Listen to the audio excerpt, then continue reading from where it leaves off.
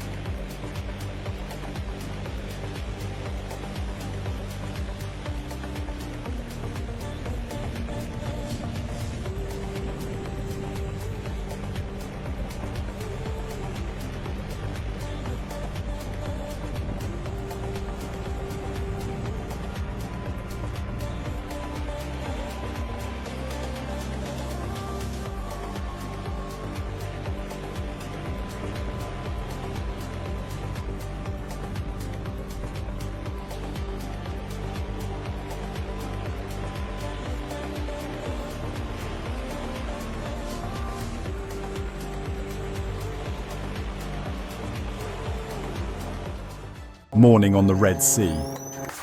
The water is flat, like glass, the horizon blurred with mist. But on the radar of the USS Gerald R. Ford, something flickers, an unknown signal like a lost soul drifting across the ocean. A small rusted boat is slowly approaching the most powerful aircraft carrier in the United States Navy. No flag, no AIS signal, no radio communication, no explanation. It's there yet it follows none of the international maritime rules. And in a place like the Red Sea, the epicenter of asymmetric warfare, that kind of silence isn't just suspicious, it's dangerous. This sea is no longer just a commercial crossroads, it's an undeclared battlefield. Houthi rebels in Yemen, backed by Iran, have launched suicide drones, cruise missiles, and even explosive-laden boats at both commercial and military vessels. That drifting, rust-covered boat, easy to overlook, is the same type of weapon that sank a Saudi ship in 2017. This can't be underestimated, and it can't be misread. As the strange boat moved closer, the Ford's defense systems lit up.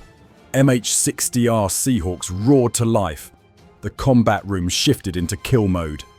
CIWS cannons locked onto the target. Everything unfolded in a silence so heavy it was suffocating.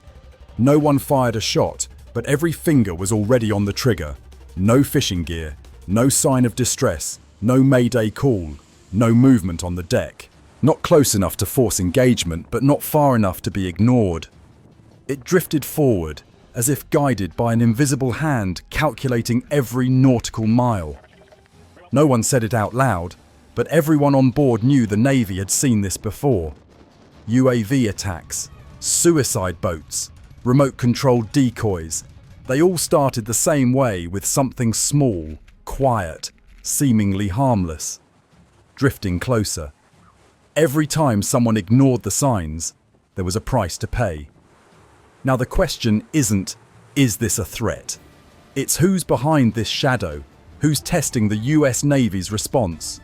The Houthis, the Iranian Revolutionary Guard, or a new player, cold and calculated, moving pieces from afar, like a chess game. There are no answers, but the message has already been sent through silence, through movement, and through a blatant disregard for every rule. And one truth now shines as clear as steel in the sun. This isn't an accident. This is a warning.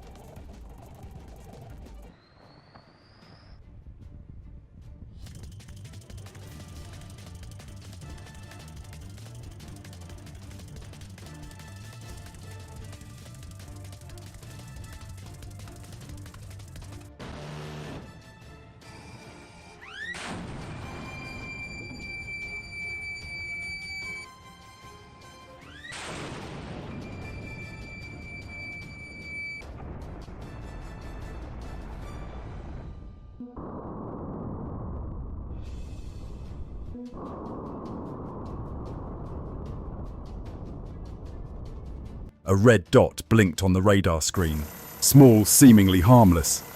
But instantly, the combat officers aboard the USS Gerald R. Ford knew something was seriously wrong. The vessel wasn't on any known commercial shipping route. It wasn't moving in a logical pattern. Instead, it zigzagged erratically like a wounded animal, jerking left and right, occasionally stalling, as if uncertain, then suddenly surging forward at high speed. This wasn't a mechanical failure. This was a test aimed directly at the United States Navy. Inside the CIC, the Combat Information Center tension surged. The radar signal was clear, yet there was no AIS, no name, no flag, no registration, no identity. A ghost drifting invisibly across the sea.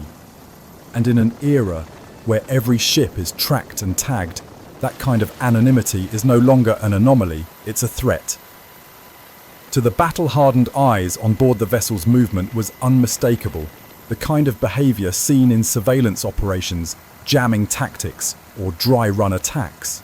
The sudden turns, the erratic drifting, all of it designed to measure response time or disrupt defensive protocols. The scenario was all too familiar. Either this was a spy platform quietly gathering intel, or a decoy preparing to trigger a suicide strike. The question wasn't, is it dangerous? It was, how many minutes do we have before it becomes lethal? Security Alert Level 3 was activated. Not full combat readiness, but enough for every weapon system to be seconds away from firing. A fully armed MH-60R Seahawk rolled onto the flight deck. Its engines roared through the morning air. On deck, the crew loaded ammunition-calibrated sensors and locked targeting systems. This chopper wasn't going out to observe. It was going out to intimidate or eliminate. This wasn't a misunderstanding. It was a blatant provocation. Somewhere, someone was watching through a screen waiting to see how the United States would respond. Would they ignore it? Wait too long, or strike first?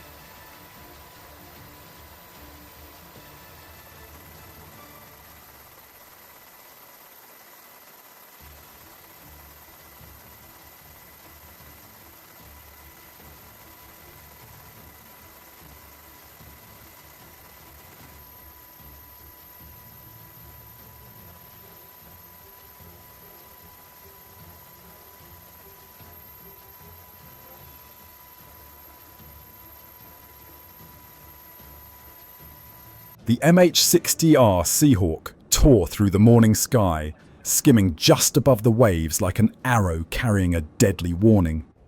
Radar systems were fully active. The gunner was locked in position. No one said a word, but everyone knew this was no routine patrol. No longer training, no longer simulation. They were flying straight into the unknown. The chopper surged toward the suspicious vessel at low speed, but with burning intensity. Inside the cockpit, the pilot was laser-focused. The weapons officer monitored every movement. The door gunner aimed his heavy machine gun directly at the deck of the boat, ready to fire at a single nod. But not yet. For now, the mission was to observe, confirm, and await final orders. And then they saw him, a man standing on the deck holding a long, slender object resembling a shoulder-launched weapon. No fishing nets, no rods, no fish crates, no sign of a working boat. Just a rusted hull with a tarp lazily draped over something hidden beneath. No voices, no motion, just a silence that felt like a provocation. All visuals and sensor data streamed in real time to the USS Gerald R. Ford. Facial recognition scans, infrared readings, radar reflections. Nothing conclusive, but nothing ruled out the possibility that this was a bomb waiting to be triggered. Aboard the Ford, alerts were broadcast on every international emergency frequency. Flashing lights, open radio calls, clear commands to stop. No response, no course change, no slowdown. Just the frozen defiance of a vessel testing the limits of the United States. In the CIC, senior officers remained composed, but one by one, the ship's defense systems were unlocked. CIWS guns began to rotate. Surface-to-air missile launchers went into standby. A silent current of electricity ran through the ship, no shots fired yet. But war had already begun with silence. And if that ghost ship moved one more nautical mile forward, it would never have the chance to turn back. No one knew what the next minute would bring, but the Navy was ready. In the grey zone between peace and war, even the smallest mistake could ignite everything. Subscribe and follow now so you don't miss what happens next from the world's most dangerous hotspots.